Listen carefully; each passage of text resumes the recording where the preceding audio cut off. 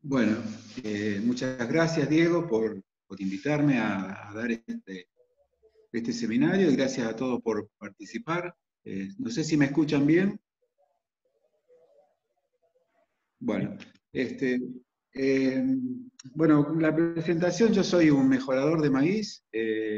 Hice mis estudios de posgrado en Canadá, justamente en resistencia a podredumbre de espiga, y volví a Argentina en plena crisis, recuerdo por allá por el 2001, y a partir de ahí desarrollamos un programa de Fusarium, arrancando desde saber muy poco, porque no teníamos ni siquiera las fuentes de resistencia o el conocimiento de cómo trabajar, hasta llegar a una etapa de tener marcadores moleculares.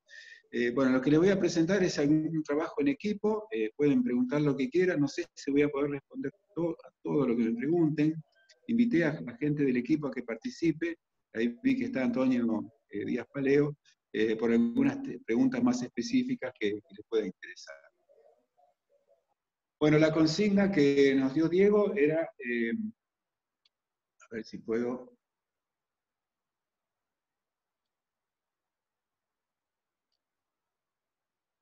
perdón, pero ahora sí. Bueno, la consigna era hacer una breve presentación de lo que es el mejoramiento del maíz en el INTA y luego entrar al tema específico. Entonces, bueno, si nos preguntamos quiénes hacemos mejoramiento de maíz en Argentina, y a mí me gusta hablar de que hay un sistema de mejoramiento público-privado. El mejoramiento público en Argentina todavía sigue siendo fuerte y tenemos convenios con las empresas. No es novedad que la semilla de maíz mayormente es provista por las empresas, pero trabajamos a través de los convenios, compartiendo materiales, compartiendo las fuentes de financiamiento, y eso nos hace también, nos permite generar material para trabajar con las universidades. Y muchas de las líneas de investigación se llevan a cabo con las líneas de INTA, con germoplasma de INTA, que está disponible para tal fin. ¿Cuál es nuestra población objetivo y finalidad?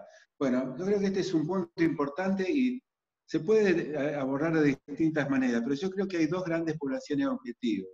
En primer lugar, ustedes pueden ver acá en esta foto, no sé si alcanzan a ver el puntero, es la agricultura industrializada, ¿no? El productor mediano grande que utiliza híbridos transgénicos no de alto potencial de rendimiento, y bueno, la semilla para ese tipo de material son híbridos provistos por el sector privado. Nuestra finalidad para este tipo de población objetivo es desarrollar germoplasma e información para el mejoramiento, junto con las universidades y con todo el sistema de mejoramiento, para apoyar a lo que hacen las empresas. Ahí tenemos instrumentos como los proyectos de INTA o proyectos extrainstitucionales y convenios. En este momento tenemos un convenio muy grande con las 4 empresas principales y por lo menos ese grupo de empresas recibe nuestro germoplasma, que lo usan con fines de mejoramiento.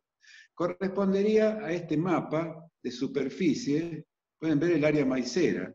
Este es un mapa desarrollado por una empresa privada, un corredor de granos, que muestra las áreas más importantes. La segunda población objetivo está indicada por las dos fotos de arriba. Si ustedes ven este otro mapa, es el mapa de Minagri de 2014.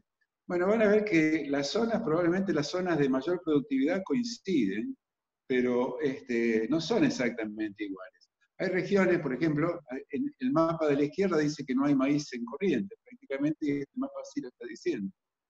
¿Qué opinás, Silvina, de Formosa? Formosa sabemos que es importante desde el punto de vista, perdón, Misiones.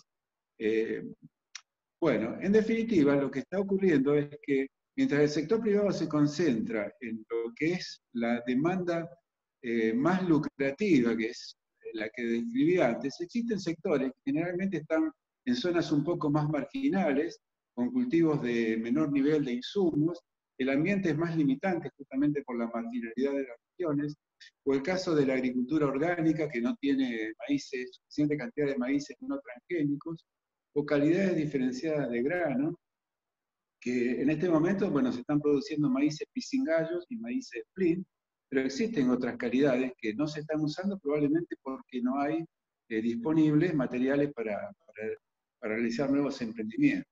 Entonces, la finalidad para este caso es desarrollar cultivares y ponerlos en la calle. Bueno, tenemos nuestros instrumentos, los proyectos de INTA, proyectos de FBT y fondos que conseguimos a través de convenios de transferencia tecnológica. Entonces, nuestra habilidad en este caso es buscar un equilibrio entre las dos demandas. O sea, hay un sector que ofrece recursos para trabajar, otro sector que necesita materiales, bueno, sin llegar a competir con las empresas, nosotros queremos proveer semillas a estos nuevos sistemas o estos sistemas que no tienen la semilla disponible.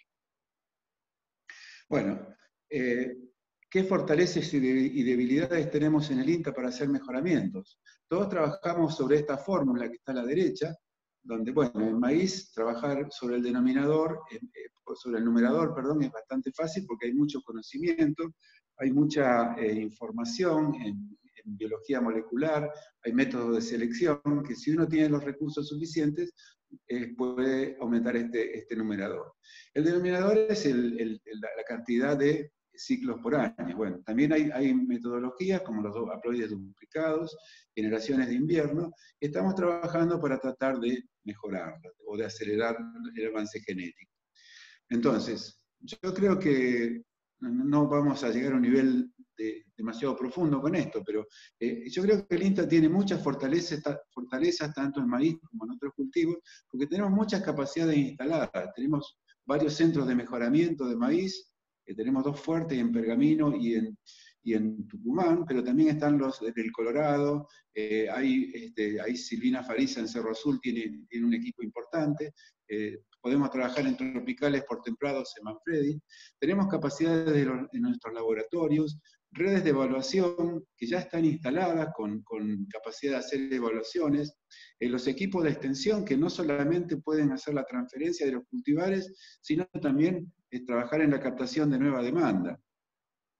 Y bueno, tenemos mucha experiencia en lo que es relaciones institucionales y vinculación tecnológica.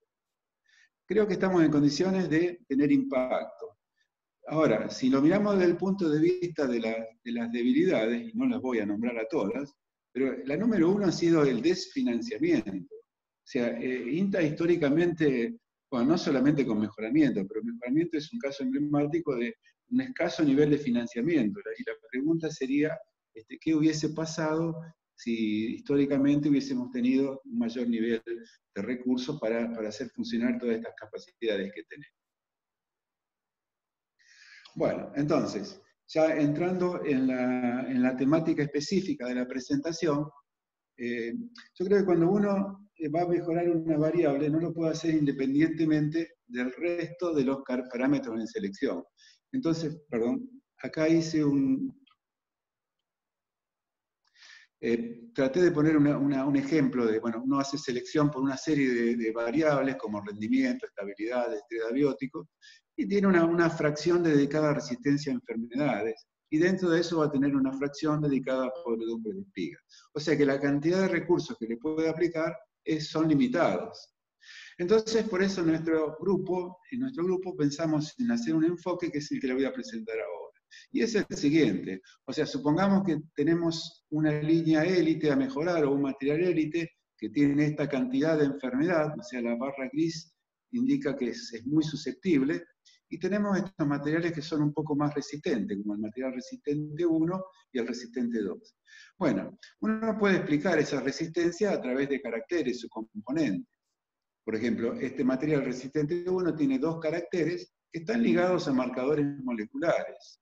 Y el material resistente 2 puede llegar a tener otros caracteres, como por ejemplo acá el carácter 3 o el carácter 4, que probablemente estén ligados a otros marcadores.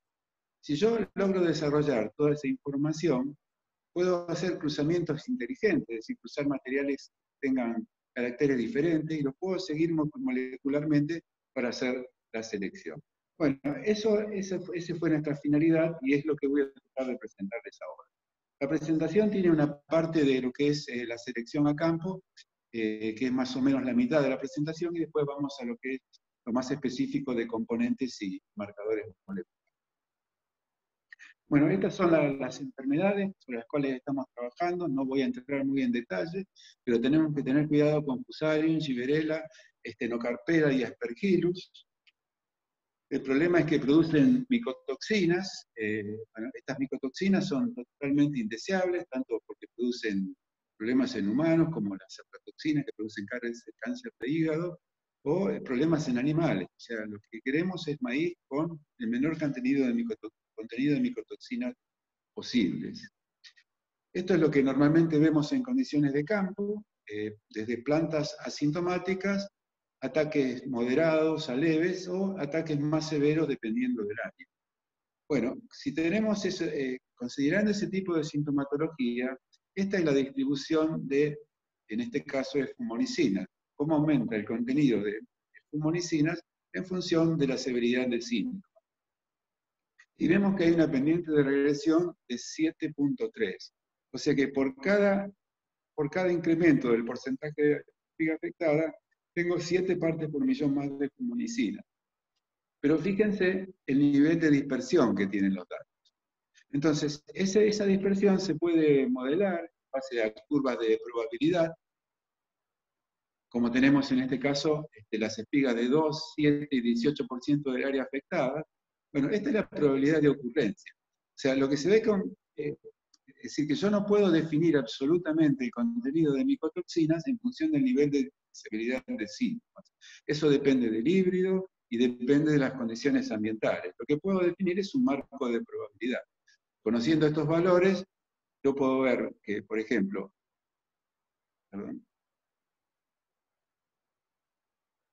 que la muestra de 2% es segura para cerdos y las demás no lo son. En el caso de aves, la muestra de 7% del área afectada es segura, pero la muestra de 18% no. Y eso nos puede ayudar a tomar decisiones.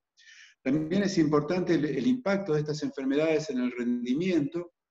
Acá se ve la pendiente de regresión, también con los mismos niveles de síntomas, y vemos que la pendiente de regresión es casi 1, 0,98. O sea, lo que veo es lo que pierdo. Pero fíjense lo que varía a través de los años. Esta pendiente puede variar de 0,22 a 2,3. Eso es porque estos hongos tienen distintas formas de atacar. En algunos casos son saprófitos que invaden y producen un daño muy importante, y en algunas situaciones pueden actuar como endófitos, dependiendo del año y dependiendo del híbrido, generando pérdidas menores. No es de extrañarse pensar que voy a perder 2% de la producción por cada porcentaje del área de espiga afectada, cuando sabemos que estos hongos producen oclusión de vasos y germinación de los granos. Bueno, esto es lo que pasa en un híbrido susceptible. Cuando tenemos el área de la espiga afectada, vemos cómo aumenta el contenido de micotoxinas en la línea azul y cómo baja el peso de la espiga. Si yo hago las mismas curvas en un híbrido resistente, voy a tener E. Es decir, las curvas son muy parecidas. Lo que pasa es que el híbrido resistente no genera tantos síntomas y por lo tanto disminuye ambos efectos: el aumento de la concentración de la toxina y la pérdida de rendimiento. Acá se ven 2 híbridos inoculados con Fusarium graminearum, se le midió el contenido de deoxinivalenol. Bueno, fíjense acá en el medio está lo que recomienda la FDA, y fíjense que el híbrido resistente a un inoculado está por debajo de los niveles seguros. Quiere decir que vamos a tener buena ingesta. En cambio, si uso uno susceptible, voy a tener rechazo de alimento. Bueno, habiendo visto el problema de la enfermedad, voy a hacer una breve descripción de las características, como para entender por qué usamos las metodologías que usamos. Esta es la curva típica de crecimiento de cualquier enfermedad, desde un momento en que se produce la infección. Hay una fase de crecimiento lenta, un periodo de incubación, y luego comienza el periodo infeccioso, que en el caso de estas enfermedades es policíclico, es decir, se va reinfectando, aumentando cada vez más la cantidad de síntomas. Estas curvas las trazó Gerardo Chiomi en su tesis. Se puede ver un material susceptible en líneas de punto y el resistente en línea llena, la cantidad de enfermedad que se genera a lo largo del tiempo. Bueno, se puede ver que el material susceptible no tiene una fase lenta, sino que inmediatamente empieza a producir micelio. En cambio, el material resistente tiene una fase lenta importante y luego una pendiente que es menor a la del material susceptible.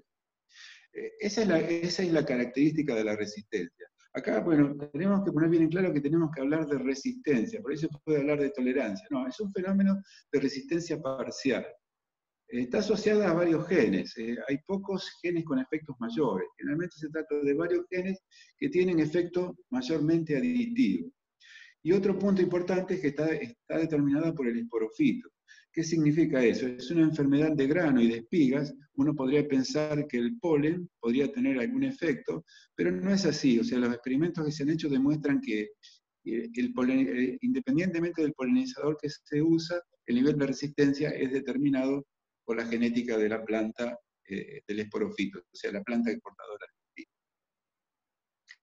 Bueno, antes de hablar de resistencia, tengamos en cuenta que la resistencia no puede hacer magia. Yo no puedo pensar que los genes de resistencia van a actuar en esta situación, en que hay espigas abiertas que se llenan de agua y los genes de resistencia ya se apagaron, o sea que toda reacción va a depender de los compuestos remanentes que quedaron en el grano.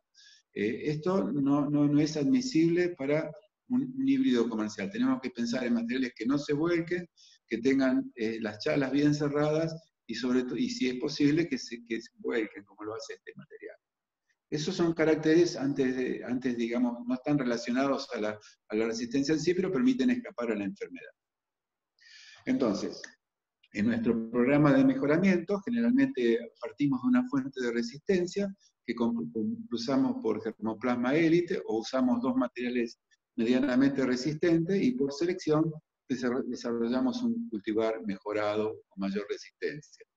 Ahí, bueno, vamos a tener que tener en cuenta el método de inoculación, el aislamiento, la forma de evaluación y lo que vamos a hablar más en esta presentación, que es la técnica de selección.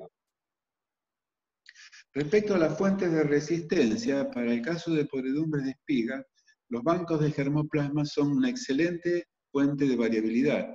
No ocurre lo mismo, por ejemplo, para algunas enfermedades como roya, pero en el caso de maíz, en el que el productor tiene un contacto tan íntimo con lo que es el grano o la espiga, lo usa para la alimentación de la familia, se ha hecho ancestralmente un nivel de selección que encontramos muy buena resistencia entre estos materiales.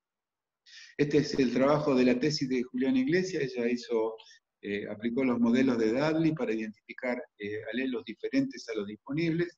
Y bueno, finalmente terminamos eligiendo esta población, ARZM 04014, es una población de corrientes, de la cual se derivó este material, SPF 051, que tiene un nivel de resistencia muy alto.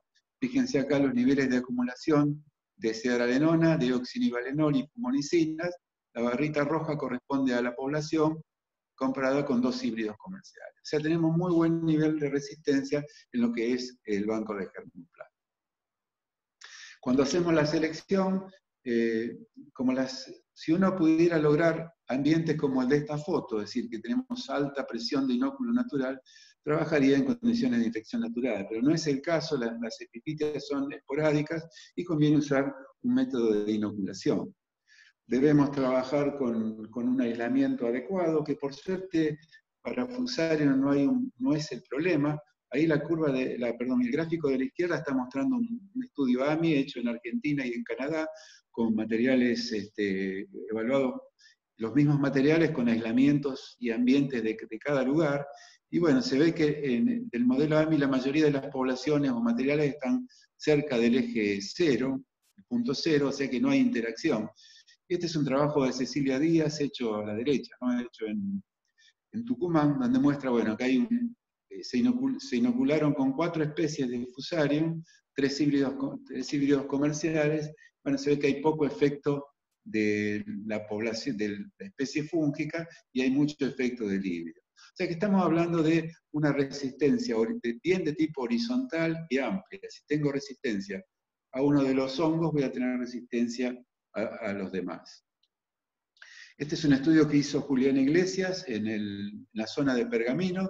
En base a la agresividad de los aislamientos, hizo un agrupamiento por clústeres, y lo que encuentra es que en el clúster de la derecha están los aislamientos de agresividad media, y en el de la izquierda los de alta agresividad. O sea, la conclusión fue que los aislamientos de la zona de Pergamino tienen un nivel de agresividad medio.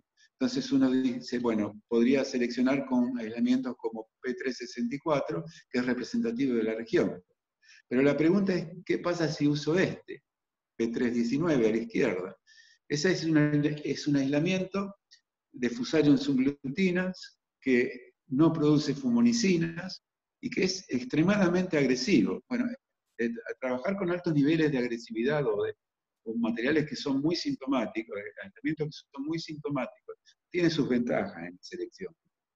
Bueno, hemos usado ese aislamiento y fíjense en esta curva de distribución, que aún con altos niveles de agresividad logramos una distribución de frecuencias adecuadas, y en base a esto se logró la línea LP4637, que vamos a hablar bastante de acá en adelante.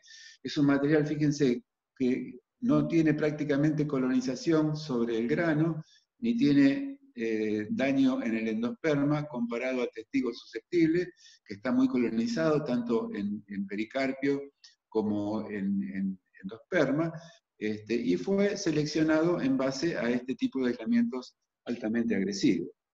Cuando comparamos las poblaciones selectas con este aislamiento altamente agresivo para otras especies fúngicas como verticillos de Graminearum, vemos que la respuesta se mantiene. O sea que básicamente el tema del aislamiento para este tipo de enfermedades no es un problema serio. Usemos el aislamiento que consideremos más adecuado, el que es más fácil de producir, el que genera los mejores síntomas, y seguramente vamos a tener respuesta a todas las variantes del patógeno. Y la duda es qué pasa con la concentración de la toxina. Bueno, lo que generalmente se observa es lo del gráfico de la izquierda. Es severidad de síntomas en función de fumonicinas para las poblaciones selectas que mostré en el experimento anterior. Bueno, vemos que la correlación es casi 1, o sea que yo puedo seleccionar por cantidad de síntomas y obtener así híbridos que producen poco nivel de micotoxinas. Pero fíjense en la curva de la derecha, o en el gráfico de la derecha, esta población en rojo, para el mismo nivel de síntomas, acumula menos nivel de deoxinivalenol que las verde y azul. Bueno, este es un mecanismo re interesante que estaba trabajando Silvina Oviedo en el tema y se tuvo que ir de INTA, así que lo tenemos discontinuado, pero ojalá pudiéramos entender el mecanismo, porque si hay un mecanismo que reduce la concentración de toxina independientemente de la severidad de síntomas, podría llegar a ser importante para el mejoramiento.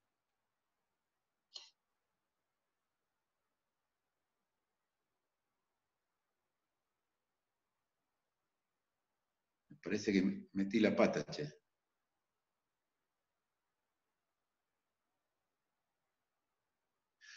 Bueno, entonces, habiendo descrito más un poco la enfermedad, vamos a lo que es la selección en sí. Empezamos con la selección a campo. Puse un ejemplo porque tenemos resultados respecto a la respuesta a la selección por el método de Pedigree. Simplemente como repaso, generalmente se cruzan dos materiales para generar una F2. Ahí se hace una selección, que es selección basada en observación de plantas inoculadas.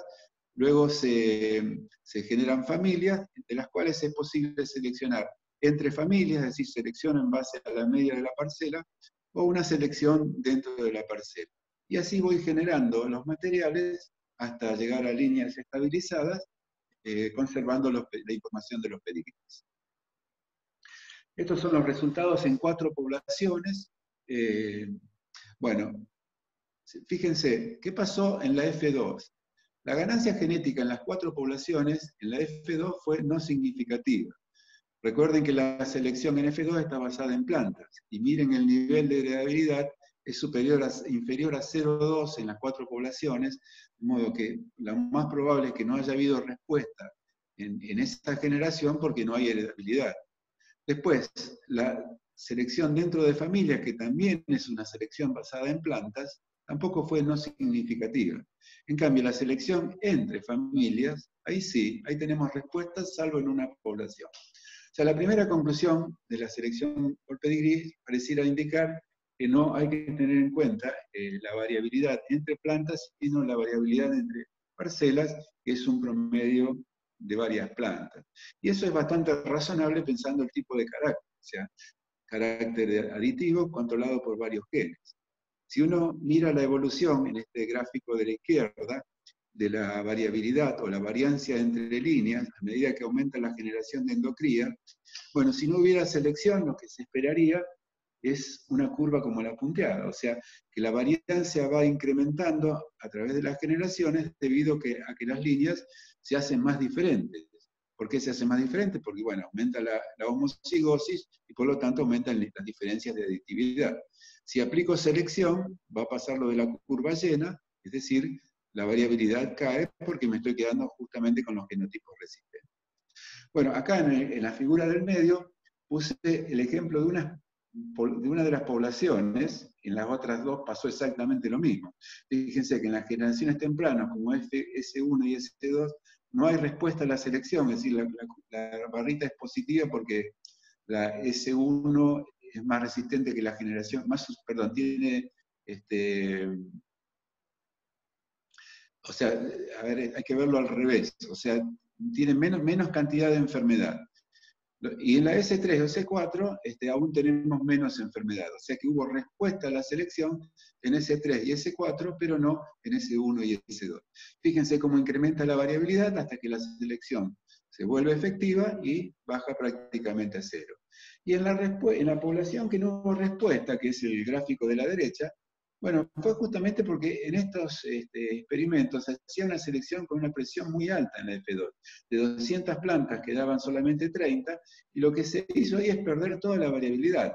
O sea, en la S1 no hay variabilidad, luego esta empieza a incrementar, pero no de manera suficiente como para tener respuesta a la selección.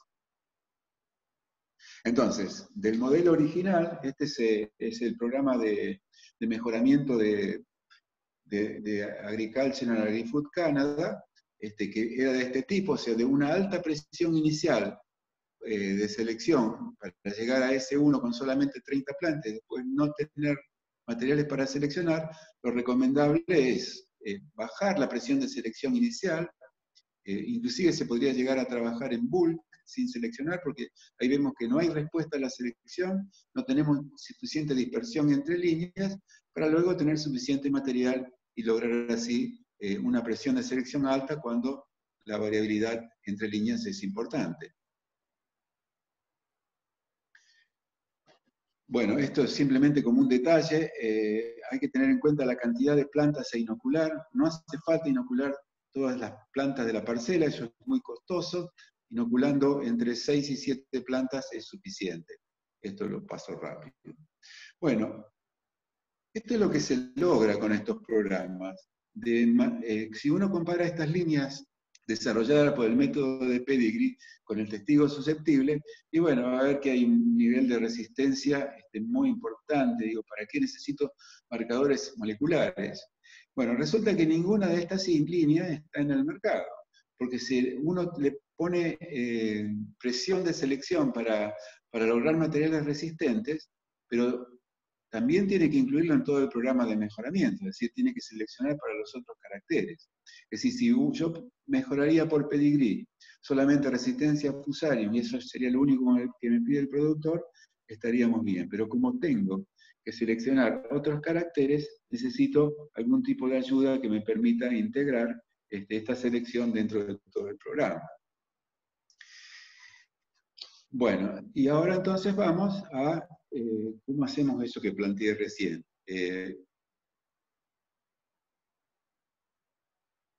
Bueno, creo que esto ya lo mostré, era la idea de usar, creo que ya lo expliqué esto, o sea, usar componentes de la resistencia junto con marcadores moleculares.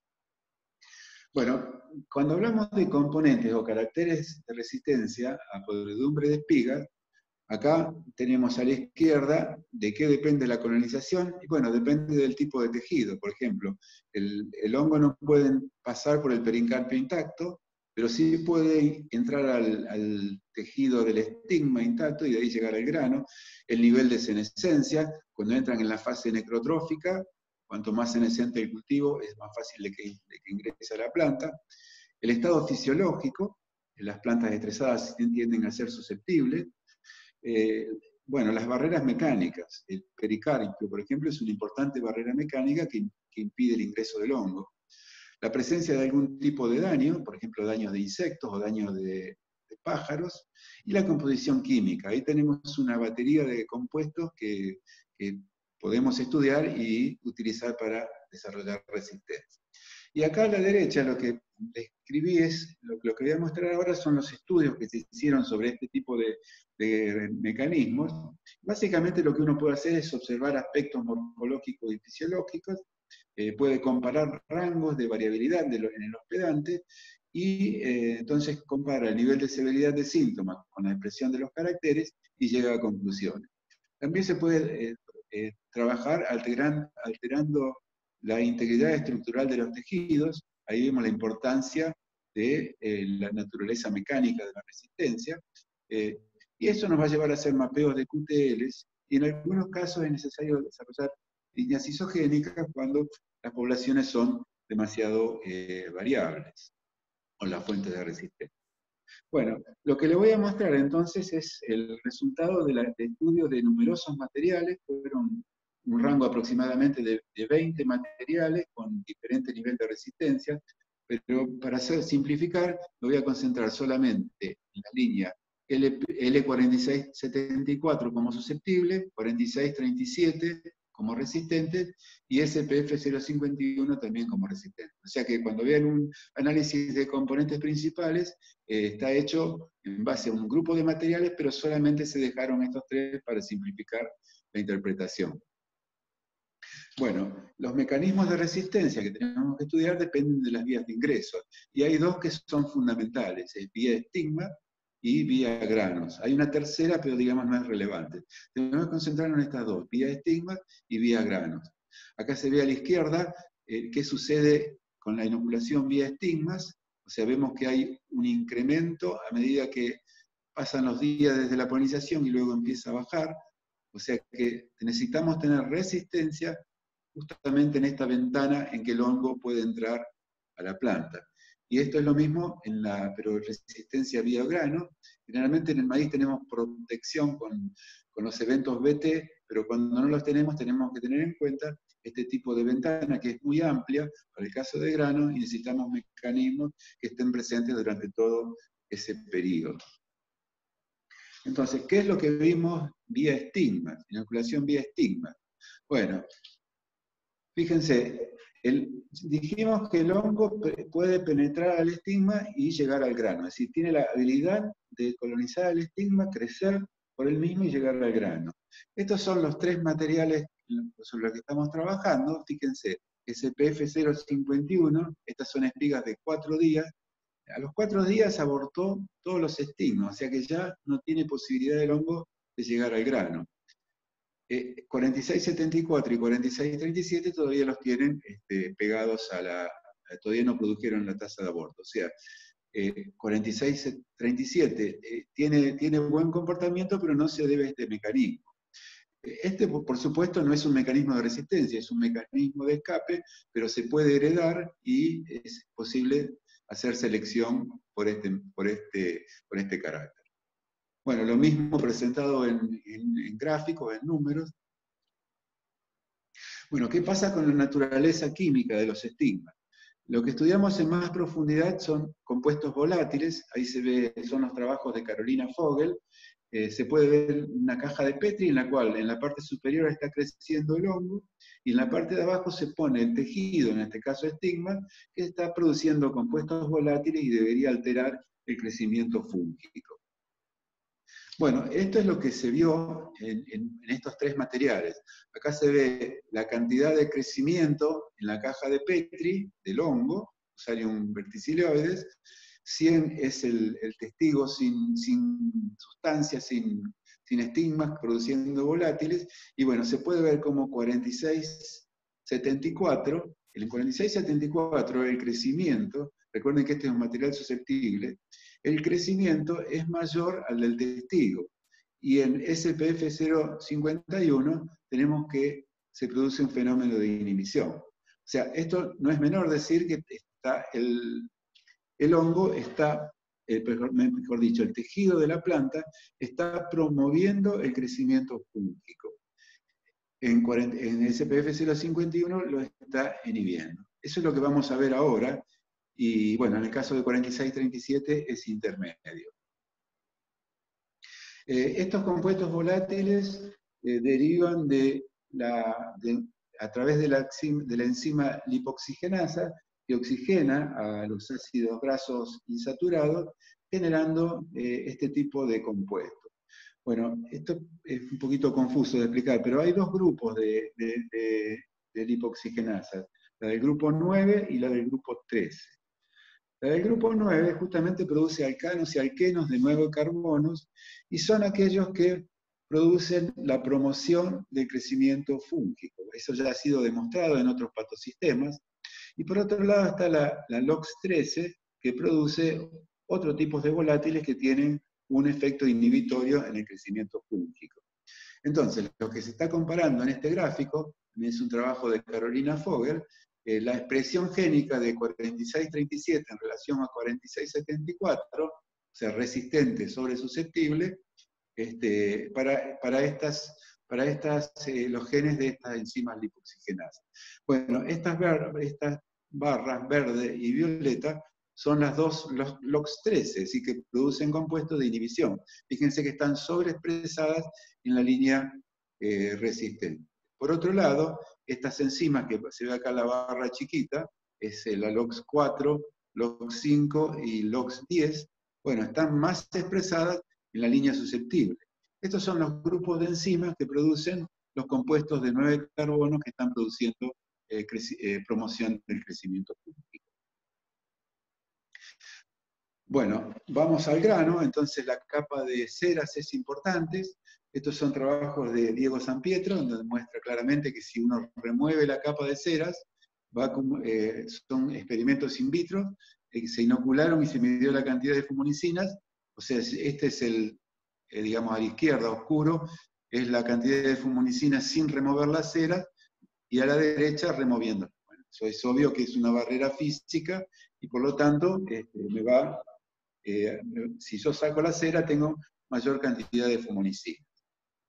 Ahora, este trabajo lo hizo Carolina Vogel. Lo que hizo es sacar la cera con cloroformo y agregarla al medio de cultivo. Acá no estamos hablando de una barrera física, sino de la composición química de la cera afectando el crecimiento fúngico. Bueno, acá tenemos el control a la derecha, y fíjense en el caso de SPF 051, cómo inhibe el crecimiento fúngico.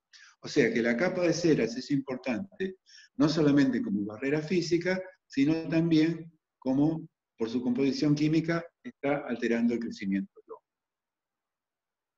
Bueno, el pericarpio, como dijimos, es una barrera muy importante. De nuevo acá trabajos de Diego Sampietro. A la izquierda se ve la cantidad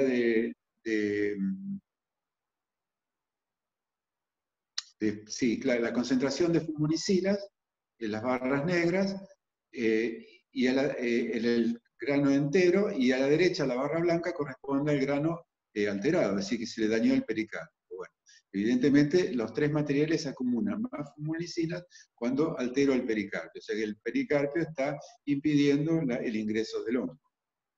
Y fíjense, estas son fotos de Gerardo Giommi, los tres materiales. Fíjense el pericarpio de 4674, que es susceptible, comparado con el de SPF 051 y el de 4637. O sea, los materiales resistentes tienen pericarpios muy, muy marcados y evitan el desarrollo del hongo.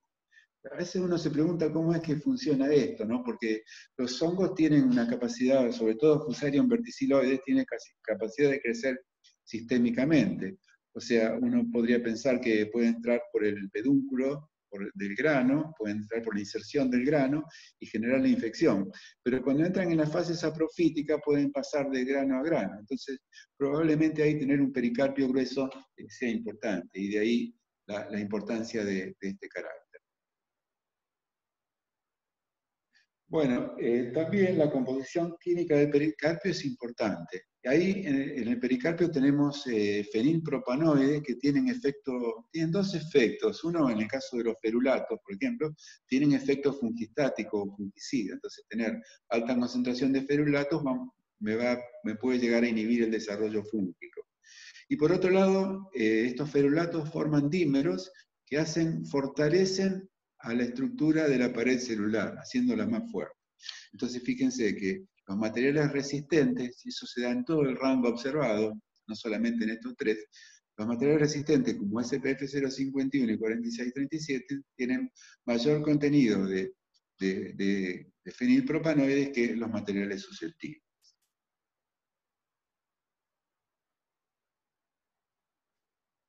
Bueno, y siguiendo con granos, Carolina Fogel también hizo estudios de compuestos volátiles en granos y observa el mismo comportamiento observado en estigmas, lo observa en granos. Es decir, el material susceptible promueve el desarrollo fúngico, el material resistente SPF 051 lo inhibe en los dos sistemas.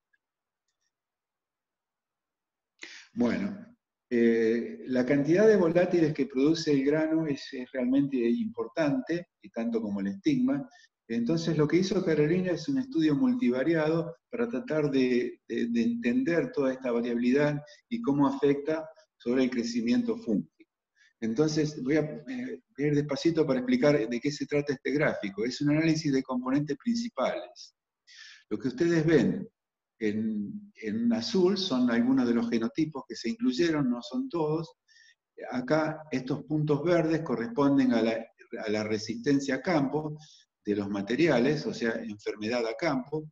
Este otro punto verde es el crecimiento fúngico, es decir, es la prueba de laboratorio en la cual el material está expuesto a compuestos volátiles. Y bueno, entonces, fijémonos ahora la ubicación de los materiales. Acá está 4674, cercano a estos vectores de compuestos volátiles. Fíjense que acá está el nonanal. Acá hablábamos de los compuestos de 9 carbonos que dijimos que promovían el crecimiento fúngico. Entonces, el material susceptible produce muchos de estos compuestos que promueven el crecimiento fúngico y por lo tanto son susceptibles. Fíjense que severidad de síntomas está del otro lado de la curva, quiere decir que este material acumuló muchos síntomas. Por otro lado, algunas de las poblaciones resistentes, como SPF 051, acumulan algunos compuestos como metilhasmonato y benzotiofeno, entre otros. Se hizo un análisis de regresión múltiple y se llega a esta ecuación. Uno puede explicar el comportamiento de estos materiales con un porcentaje de explicación bastante bueno a través de estos tres compuestos. Benzotiofeno, que es un compuesto volátil con efecto fungicida, con un coeficiente negativo, es decir, que inhibe el crecimiento fúngico.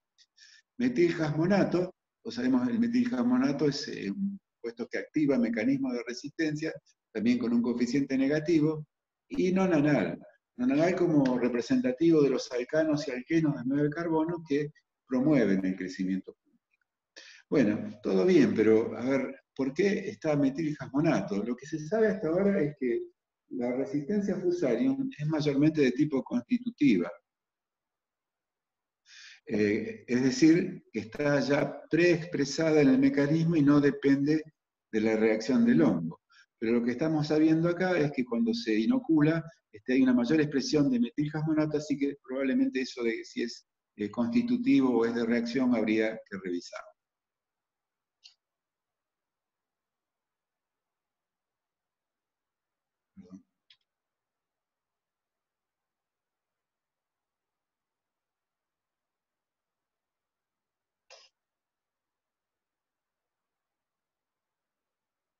Bueno, entonces, en conclusión, para estos tres materiales, lo que hemos visto es lo siguiente. O sea, esta es la cantidad de cinta, cantidad de enfermedad de la línea susceptible, y las dos resistentes, que se ven en amarillo, y vemos que la línea 46 y 37, la resistencia se explica solamente por dos componentes, que son el espesor de pericarpio y el contenido de ácido ferúlico en el pericarpio. Mientras que SPF 051, además de estos dos, tiene otros componentes que son mayormente compuestos volátiles, la cantidad de ceras y la velocidad de secado de los estigmas. Perdón, ¿me están escuchando bien? Sí, Daniel. Bueno, Sí, sí, sí, todo bien. Sí, sí, sí, todo bien. disculpan si... Bueno, entonces, habiendo definido eso, ahora el próximo paso es establecer la variabilidad molecular, los marcadores moleculares para esos caracteres. Bueno, esta fue la tesis de Gerardo Chiomi, en la cual dijimos que si uno toma en cuenta solamente 4637, tiene dos componentes de la resistencia, que son espesor de pericarpio y concentración de ácido ferúlico. Entonces se generó una población de mapeo con 4674, que es el material susceptible, y lo que encuentra Gerardo es un QTL bastante importante. Yo quiero agradecer, este trabajo se hizo con colaboración de Pioneer, por eso lo pudimos hacer en tiempo, pero fíjense, acá hay un overlapping, una superposición entre lo que es resistencia a la enfermedad en color azul, en color rojo, concentración de ácido ferúlico en el pericarpio, color azul, y espesor de pericarpio en color verde. O sea que es bastante bueno decir, bueno, hay genes que están en el mismo QTL generando el efecto, o hay algo con efecto pleiotrópico. Entonces, para esta línea empezamos a trabajar sobre este sector cromosómico que está en el BIN 2.03. Y ahí es donde entra Antonio Díaz Paleo, porque bueno, Gerardo Chiomi propuso como gen candidato el PAL2. El PAL2 codifica para fenilalanina amonio, hay un error acá, es amonio liasa. Esta enzima, digamos, ¿por qué lo pone como gen candidato? Primero porque se expresa en estigmas en el momento en que Fusarium está entrando, o sea que podríamos pensar que es el momento óptimo o oportuno de expresión. Por otro lado, actúa sobre este metabolismo, que no voy a entrar en detalles, pero la fenilalanina, amonio liasa, va a terminar produciendo o interviene en la producción de ácidos ferúlicos y otros fenilpropanoides. E indirectamente terminan en la formación de lignina que fortalecen la pared celular. Y además hubo estudios previos como este que se menciona acá, pero hay otros más, que están demostrando por otras enfermedades que el gen PAL2 es uno de los candidatos o es efectivo en la resistencia. Entonces la primera tesis que se realizó fue la de Matías Napoli, que la dirigió Antonio. Bueno, lo que hizo Matías es, en primer lugar, saturar un poco más la región con varios marcadores, incluyendo algunos que desarrolló él mismo. Y bueno, entre esos marcadores se destaca LB21, que es un marcador indel, que está ubicado, fíjense, este es el sector donde está el gen PAL2, bueno, está dentro del intrón de PAL2. O sea que tenemos un marcador dentro del gen candidato, cosa que es realmente fabuloso para realizar estudios. Y lo que vio Matías es acá en este cuadro, lo que se ve como AA son, pero tendría que ir un poquito más atrás. Estas, digamos, son líneas, son retrocruzas para aumentar o sea, son retrocruzas de líneas que tenían el gen de resistencia, el QTL, las retrocruzamos hacia el parental susceptible para hacer el mapeo fino. Bueno, lo que encuentra Matías es que realmente tiene en las líneas resistentes tiene mayor frecuencia digamos, el alelo de la línea resistente correspondiente a LB21. O sea que es un indicio que podría llegar a ser, o avala la idea de que sea un gen candidato. Después, Matías midió expresión génica. Acá se muestra solamente la línea resistente. En la línea susceptible no hubo expresión génica, por eso no la muestra. Pero fíjense, este experimento se hizo así. Existen en realidad dos genes PAL. El PAL2, que tiene dos transcriptos, el transcripto 1, es esta curva que se ve acá, este grupo de líneas rectas, y el PAL2, que tiene el transcripto 2, son dos transcriptos del mismo gen.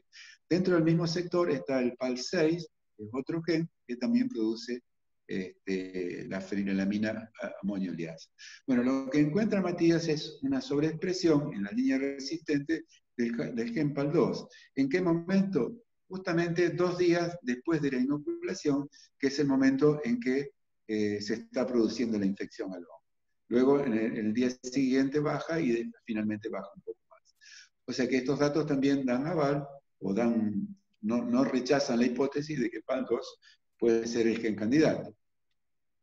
Esta es la tesis de Paulina Troya, también trabajó con los mismos materiales y los mismos, la expresión génica, pero no aclaré que esto se hace por PCR tiempo real. Las mismas dos líneas, 4674 y 4637, y agregó SPF 051. Acá voy a mostrar solamente la expresión de PAL6, que tiene un solo transcripto, pero para PAL2, transcripto 1 y 2, se ve exactamente lo mismo. Entonces, fíjense lo que pasó en 4674. Acá se ven 4 tiempos. Tiempo 1, 2 y 3 son 1, 2 y 3 días después de la inoculación. Estas son muestras de estigma. Y tiempo 4 es llenado de grano, o sea, cuando el pericarpio se está formando. Bueno, fíjense que en ningún momento hay expresión del gen, al contrario, comparado con el gen de referencia, está, como se dice, está subexpresado. 46-37, bueno, acá logra, en algunas situaciones se ve que hay expresión del gen, pero a niveles menores que los que encontró Matías. Acá lo que hicimos es, siempre la plata es una limitante, entonces para asegurarnos la expresión del gen, o sea, estos genes se expresan durante un tiempo muy corto, de modo que si uno toma la planta equivocada puede llegar a no encontrarlo. Entonces, teniendo en cuenta eso, mezclamos muestras de varias plantas, de modo que tendríamos una expresión probablemente un poco menor, pero teníamos más chance de encontrar. Y lo que fue realmente sorprendente es lo que vio en SPF 051.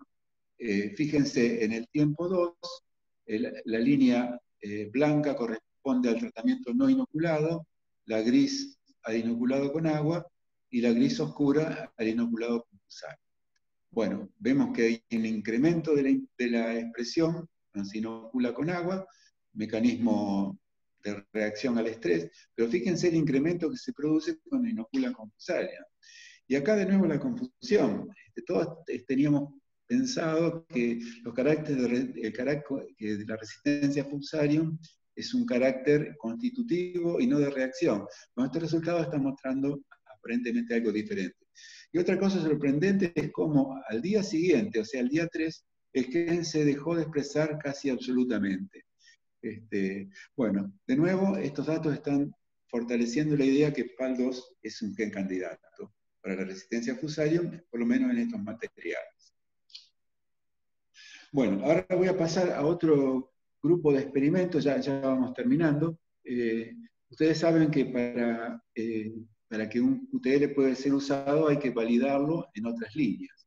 Entonces acá se hizo un procedimiento de retrocruza, usando como líneas recurrentes LP564 y LP918, que son susceptibles a fusarium, y como donante la LP4637. Se llegó a retrocruza 3, seleccionando, o sea, no fue al azar, seleccionamos los más resistentes, y después hubo 2 generaciones de autofecundación al azar, sin seleccionar por resistencia.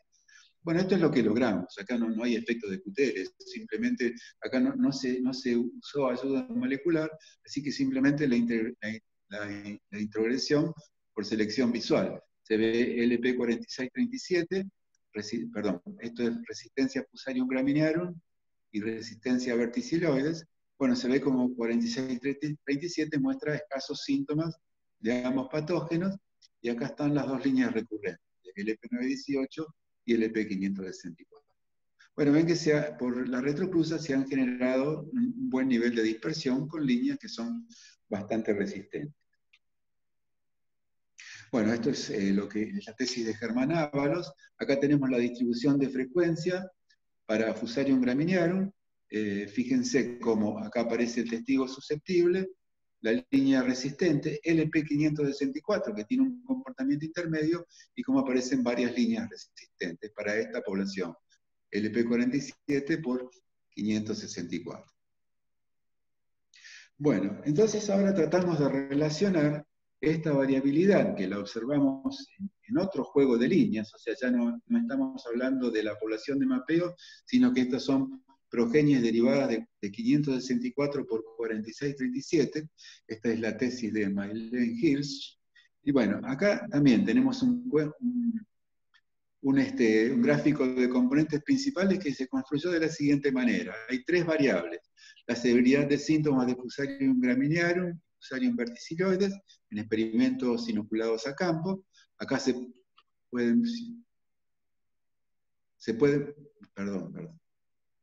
acá se ven los dos vectores de resistencia a la enfermedad o susceptibilidad, como quieran decirlo, severidad de síntomas. Y las otras variables fueron el estado de los marcadores moleculares, o sea, si estaban, por ejemplo, este marcador, que es el LB32, si estaba con las dos copias del padre resistente, heterocigota, o las dos copias del padre susceptible. Bueno, ¿y qué vemos? Obviamente están distribuidos los materiales. Me voy a concentrar en un grupo de familias. Esta familia es la familia 4. Fíjense, hay 5 líneas derivadas de la familia 4. La 4,3 está en este extremo porque tiene las dos dosis del parental resistente. Estas son heterocigotas y esta es susceptible. Pero fíjense que la susceptible está bien cerca de los niveles de máxima severidad de síntomas. Esta es una línea susceptible y estas dos son intermedias o resistentes, que además son portadoras de estos QTE, de estos marcadores, incluyendo a LB21, que está dentro del gen PAL2. Vale decir que, de nuevo, trabajando sobre otro sistema del hospedante, llegamos a la misma conclusión, que PAL2 podría llegar a ser un buen candidato para la resistencia a Fusarium en estos materiales. Esto es lo que ocurre en la segregación de los caracteres. Fíjense, 564, esta es para ácido ferúlico y a la derecha para espesor de pericarpio. 564 tiene mucha producción de ácido ferúlico, más que 4637 inclusive. Por lo tanto, las líneas, acá no tenemos una gran expresión del carácter, o sea, la introgresión de los genes de 4637 no produce un aporte tan significativo. Pero miren espesor de pericarpio. Acá tenemos 4674 a la izquierda, LP564 y 4637. Acá estamos viendo indudablemente segregantes transgresivos. Y fíjense, la familia 3 y la familia 6, que son las portadoras del marcador LB21, tienen un espesor de pericarpio mucho más grueso que una línea hermana, que es la 4,5, que es muy parecida, pero justamente no tiene ese marcador. De nuevo, evidencia a favor de que este gen candidato podría ser el responsable. Bueno, esto es lo mismo para otros componentes. Bueno, entonces, para redondear la idea, en este grupo de materiales tenemos una línea muy susceptible y dos materiales moderadamente resistentes. Para L4637 tenemos dos componentes principales, que son espesor de pericarpio y ácido ferúlico, contenido de ácido ferúlico en el pericarpio, que me están afectando prácticamente toda la variabilidad entre las líneas. Y tenemos un marcador, que es LB21, que está dentro del gen candidato y que es efectivo en 3 fondos genéticos, por lo tanto podemos usarlo para el mejoramiento. En la otra población tenemos más caracteres, yo creo que hay que empezar a trabajar mucho con volátiles, pero ahí estamos un poquito más atrasados. Entonces, lo que estamos haciendo ahora es, con 4637, es continuar con el mapeo fino. Por suerte tenemos los marcadores que nos dejó Matías y podemos hacer algunos más. Y estamos generando las retrocruzas para ya comenzar con procedimientos de selección asistida. A ver, ¿cuándo el mapeo fino es suficientemente fino? Yo creo que si nosotros tuviéramos más recursos, tendríamos la seguridad de tener algún marcador que está bien ligado al gen de interés. Bueno, es lo que tenemos a este momento. Yo creo que estamos en condiciones de empezar a hacer selección y al mismo tiempo vamos a tener que ir afinando y ver hasta qué punto están bien ligados o no estos marcadores que disponemos.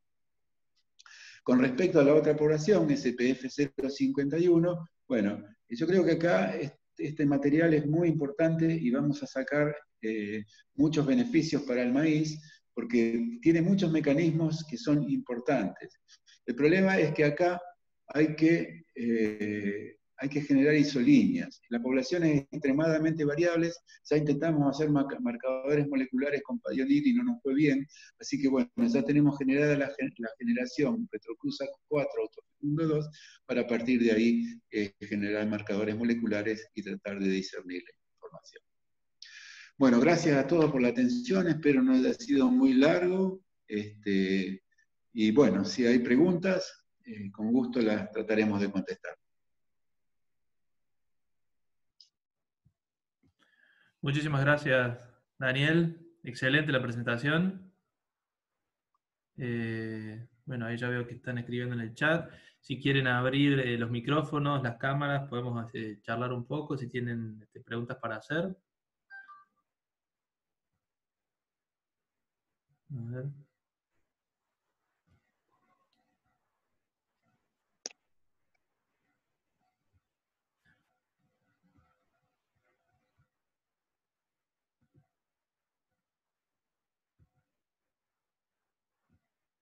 Bien. Bueno, está abierto al que quiera hacer preguntas. A mí me surgió una pregunta. Esta estrategia que vos mencionás, Daniel, de escape en la segunda línea, porque las estigmas se secan, se mueren rápidamente, ¿no podría tener alguna desventaja? Es decir, en términos de la polinización que puede haber en esas espigas, que la floración sea muy corta. Disculpame, digo, vos se me había apagado el parlante, si puede repetir. Bien. Vos mencionás que una de las líneas tiene una estrategia que es de escape, en donde los estigmas se mueren rápidamente. ¿Me escuchás ahora? Sí. Bien. ¿No puede ser contraproducente ese tipo de caracteres porque es muy corta la floración y podrías tener algún problema en la fertilización de esas espigas? Claro.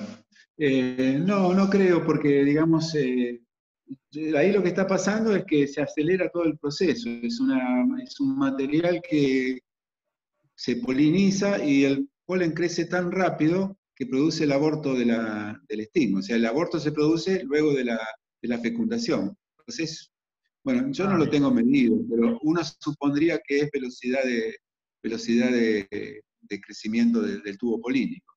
Lo que sí que, bueno, hay que tener cuidado porque cuando uno inocula, a veces evaluamos cultivares, por ejemplo, y en algunos casos vamos a inocular materiales que ya abortaron los estigmas y no vamos a tener síntomas, pero no es que el material sea resistente, el material puede llegar a ser susceptible. Bien. Y de la misma manera, ¿el pericarpio más grueso puede tener algún tipo de desventaja per se? Es decir, no en términos de la enfermedad, sino en el potencial de rendimiento. ¿Puede tener algún tipo de problema un pericarpio más grueso? Y yo creo que sí. No tenemos mediciones, pero digamos, se produce energía para producir materia que no, digamos, no es fácilmente digestible, ¿no? Básicamente estamos produciendo celulosa. Así que si vamos a alimentar monogástrico con maíces de pericarpio grueso, seguramente podemos llegar a tener problemas. Mirá, esa fuente de resistencia LP4637, digamos, toda la etapa de marcadores moleculares se desarrolló junto con Pioneer, y cuando ellos vieron que el carácter era espesor de pericarpio, los desalentó un poquito. Por otro lado, la línea también la tiene Limagrain, y por los comentarios que tengo, desarrollaron materiales resistentes a partir de ella, y bueno, están bastante conformes, ¿no? Por lo menos eso es lo que escuché. Bien. Muy interesante la cantidad de estudios que han hecho con esta temática, la cantidad de tesis que han salido y la profundidad en la que fueron. Realmente muy, muy interesante el trabajo. Sí, ojalá pudiéramos, viste, acá hubo yo creo que hubo una inflexión después desde el 2004 en adelante hubo buen financiamiento en el INTA y nos permitió avanzar con este tipo de cosas, ¿no? Después se cortó el financiamiento y bueno, lo vamos haciendo como podemos. Eh, bueno, espero que esta pandemia del COVID deje en claro la importancia de no desfinanciar al sector de ciencia y técnica. Bien. Acá hay alguien que levantó la mano, Victoria. A ver, no sé si es que no se puede, no puede hablar, no sé bien. Lamentablemente no somos expertos en el manejo de Eh, esta. no hay, a lo mejor hay preguntas por escrito. Bien. Victoria, bueno, ahora no la veo más. Victoria, si te podés abrir el micrófono, así te escuchamos.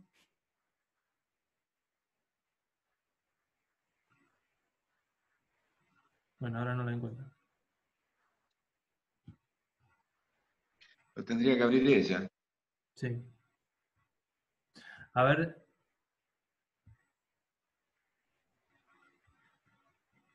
No sé si se habrá desconectado. Bueno, ¿alguna otra pregunta?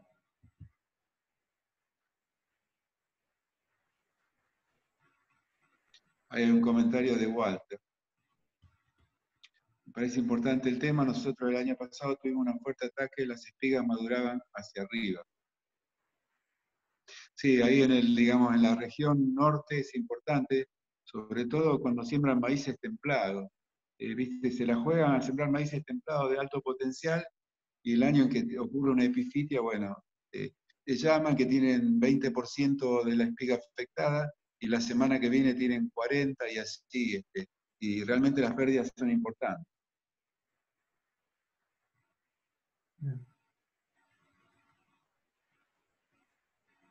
Bueno, bien, no sé si hay más preguntas. Te agradezco entonces, Daniel. Muy buena la presentación. Espero que les haya gustado a todos. Esto lo estamos grabando, así que después lo voy a subir en YouTube, lo voy a hacer accesible a todos. Y bueno, espero comentarios, aportes eh, para los próximos seminarios y bueno, un saludo a todos. Muchas gracias, Daniel. No, gracias a ustedes y bueno, nos vemos. Bueno.